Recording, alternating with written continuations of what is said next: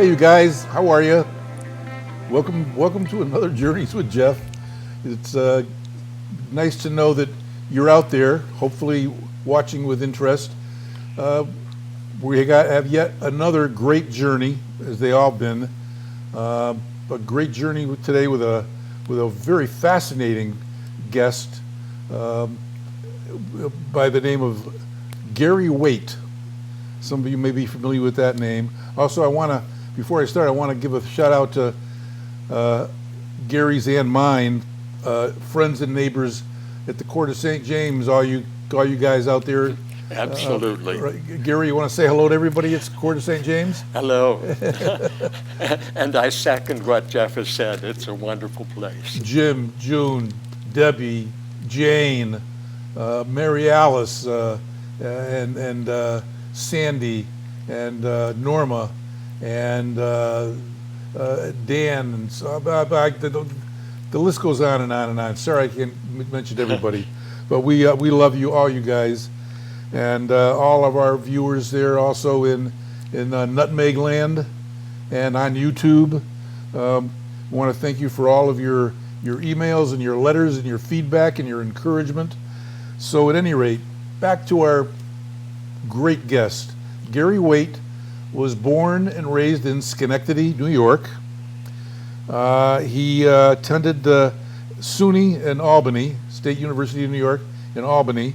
Got a bachelor's degree in history, and then he went on to the seminary at BU, and he was there just before Martin Luther King. He's going to tell us a little bit about Martin Luther King, because you might know that Martin Luther King went to BU Seminary. He left just after Gary followed there, but he got his THD in theology, and then he had a very interesting career, which we're going to talk about right now. So, Gary Waite, welcome.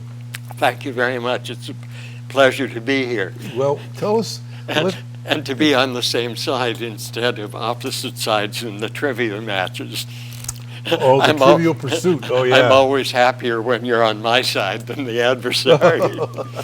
Well, you're a challenge. Well, yeah, I tell you, Al's good. Al's good. Oh, yes. And Debbie knows a lot of stuff. And it's a smart crew. I feel very humbled sometimes. Yeah. Jim knows, and Richard and Barbara. Oh, yes.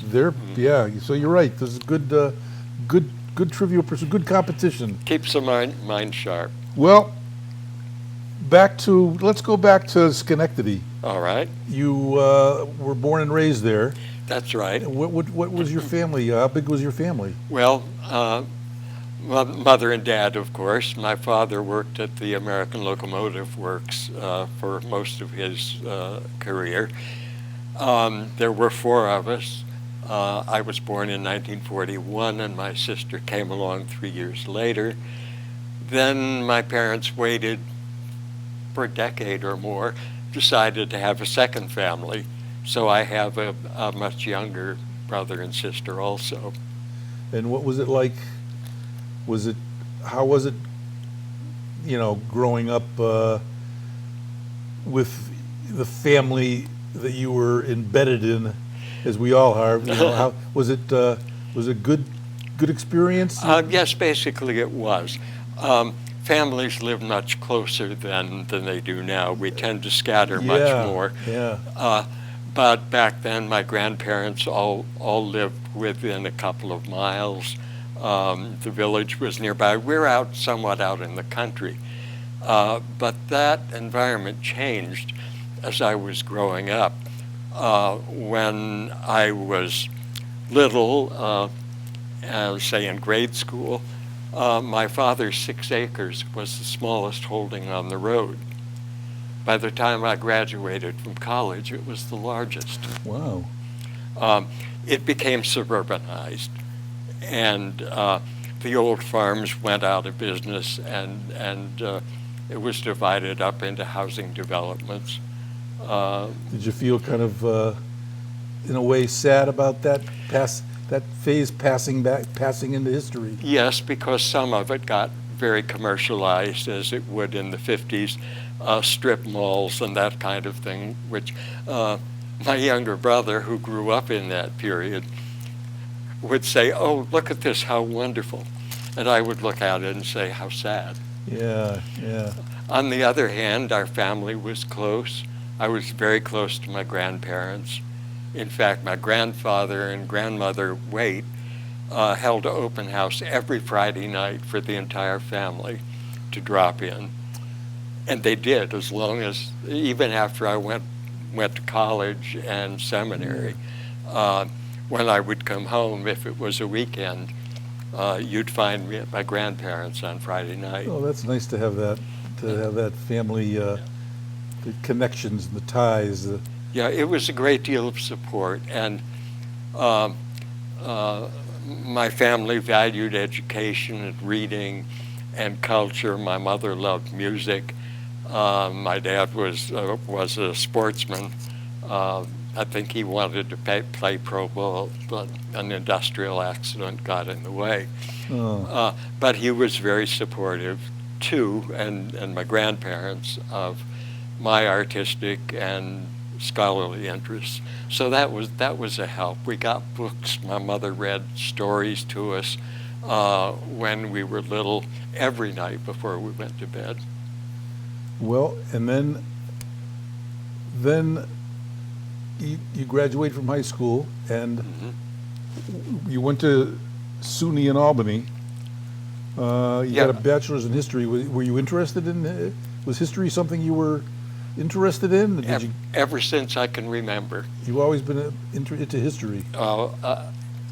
And I devoured any biography, or particularly American history, but also history of other cultures.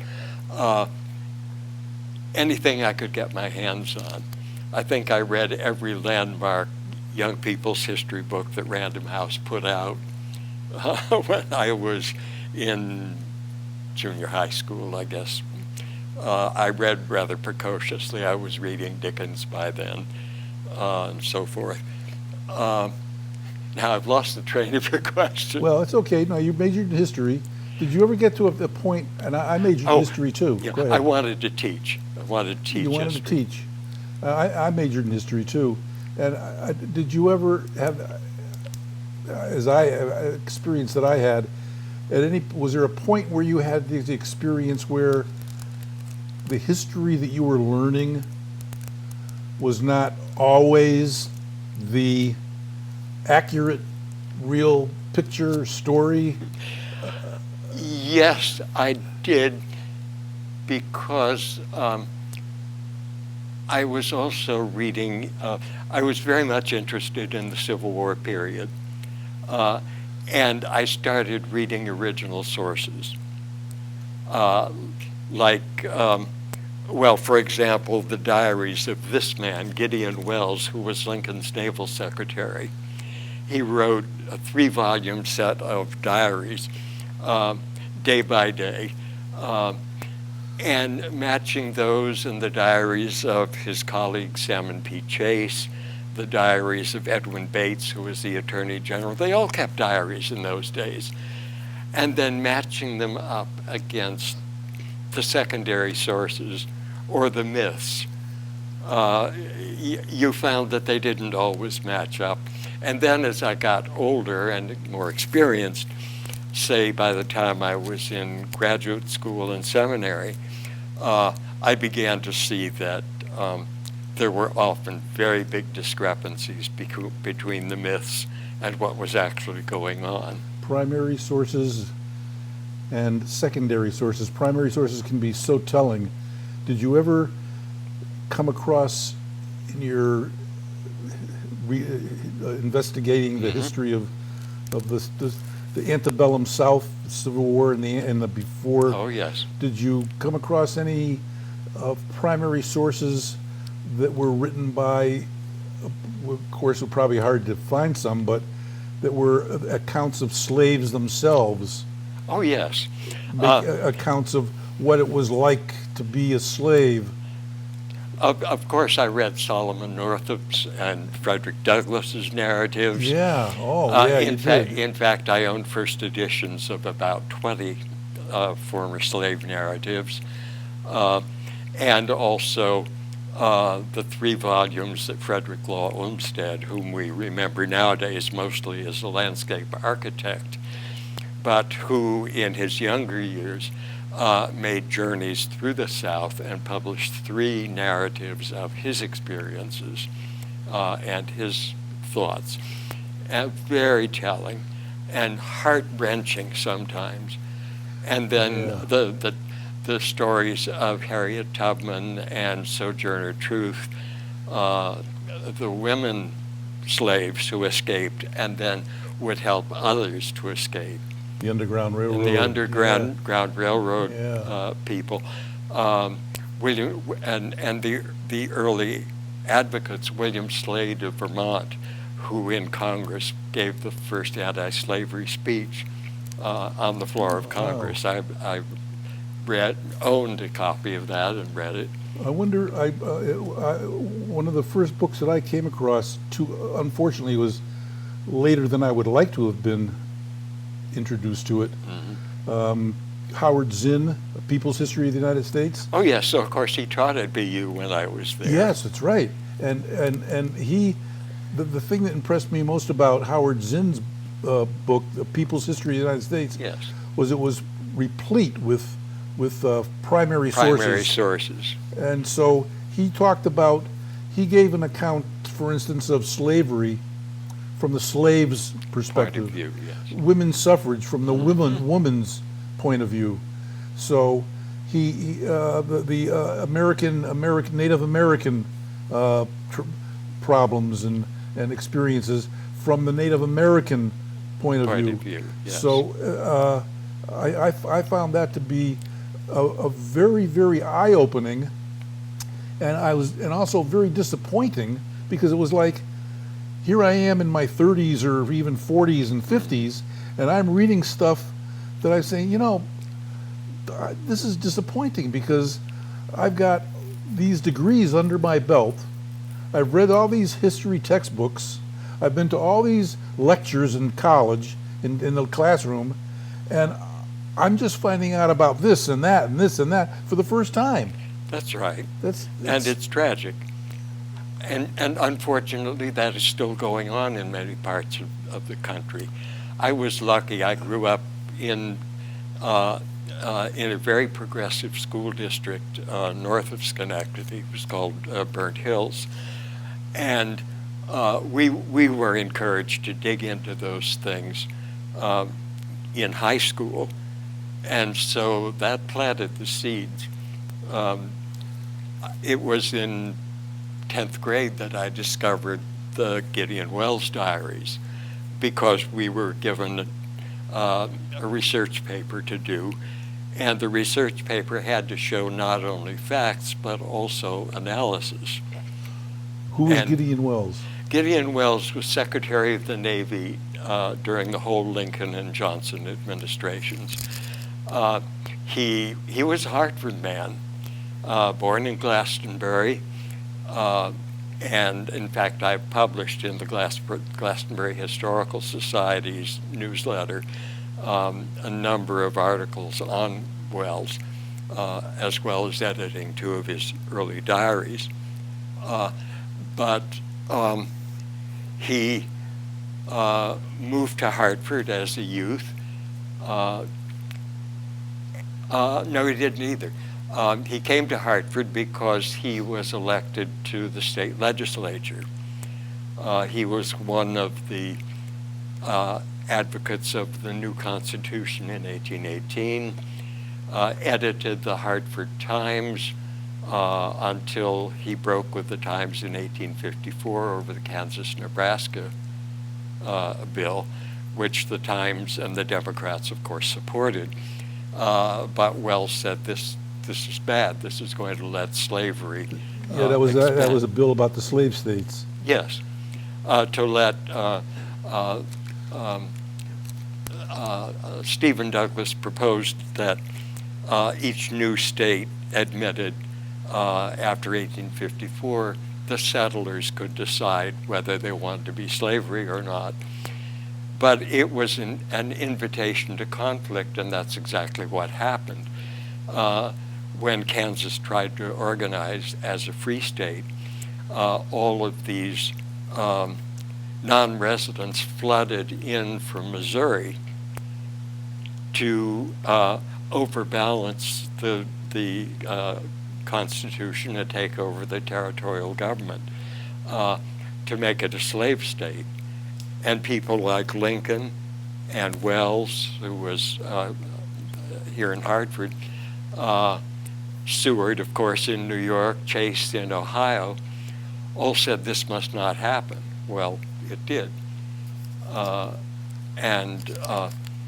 Then Wells continued to be, was probably the founder of the Republican Party here in Connecticut, along with Joseph R. Hawley and others of that ilk.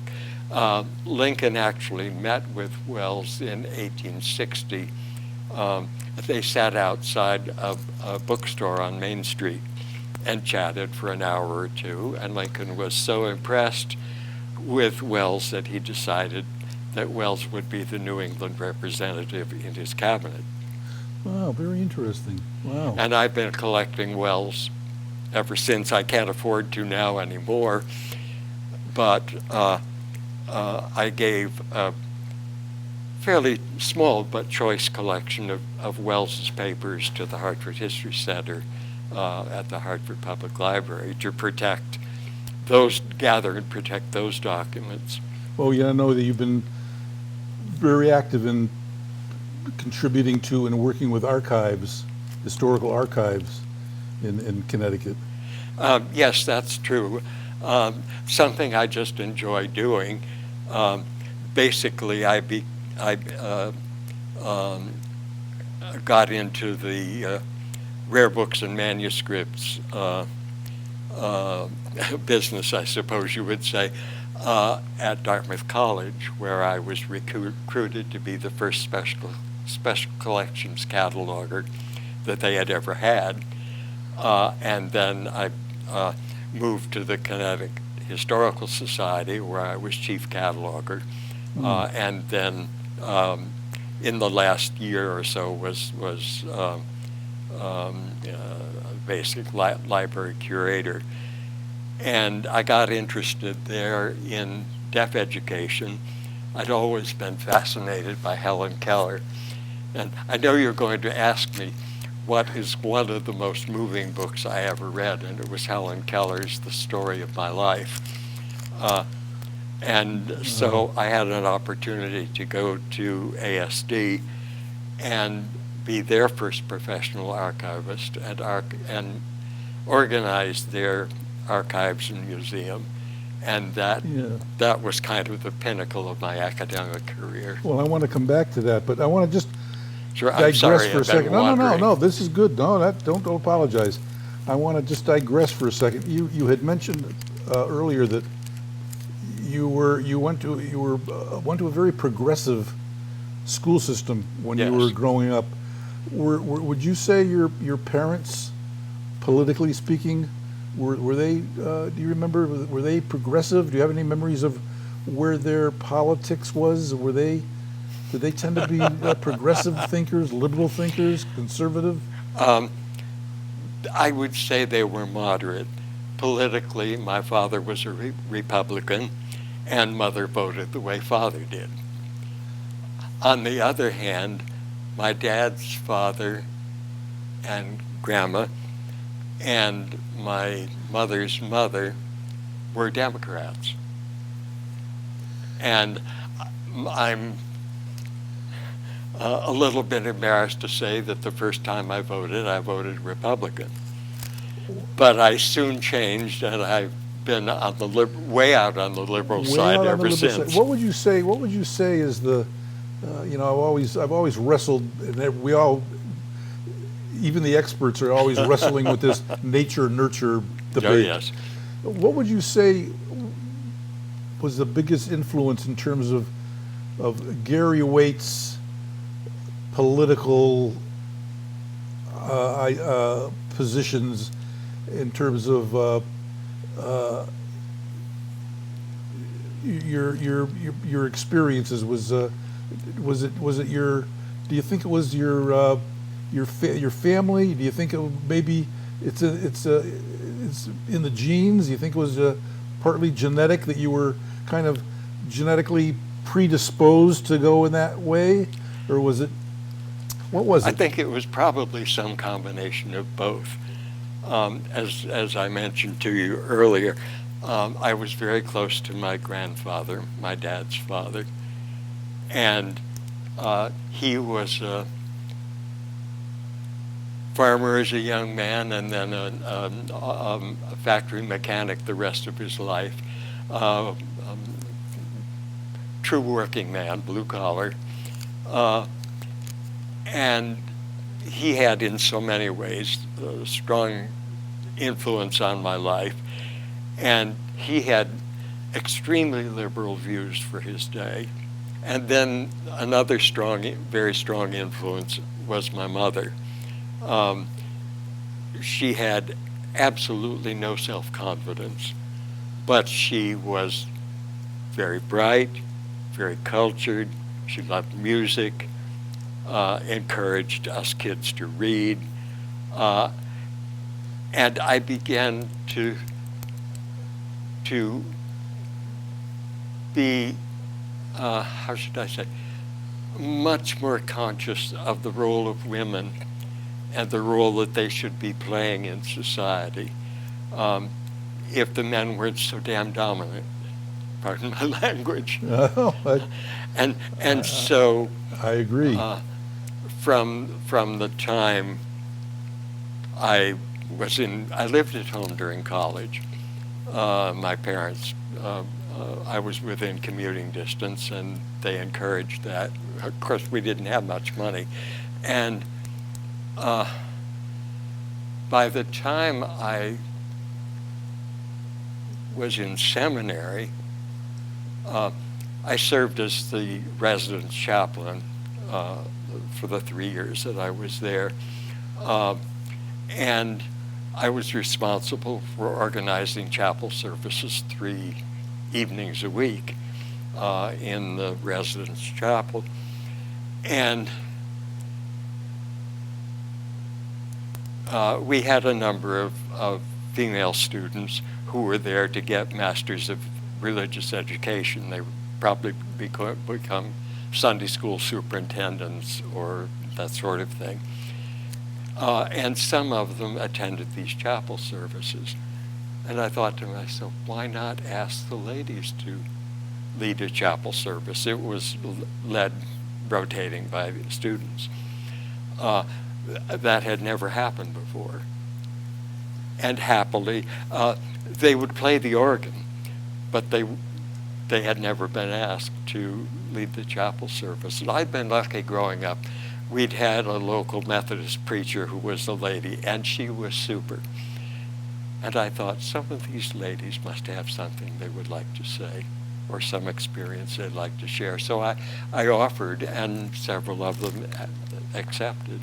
And from then on, the doors were open to the women as well. We're going to leave off. We're going to leave off for today, for this show. We're going to leave off with to pick it up right at the next time for you viewers. With Gary we're talking about Abigail Adams and the women's movement and how nature and nurture, how we all kind of gravitate or become what we become. So at any rate, I want to thank you all, and I want to also remind you, please. And I've nagged my audiences about this all the time. Please pass this on, share whether you have it on YouTube or you have friends and relatives who live out of the state of Connecticut. Every show is on YouTube. If you see anything that you think is important or that you would like to share with other people, your friends, your relatives, other people in general, please Journeys with Jeff is it's on YouTube. It's people all over the world have seen these interviews. So if you think any of it merits other people watching it and thinking about it and seeing it, please do so. And thank you very much, and we'll see you next time. We'll be back with Gary real quick. Thanks a lot.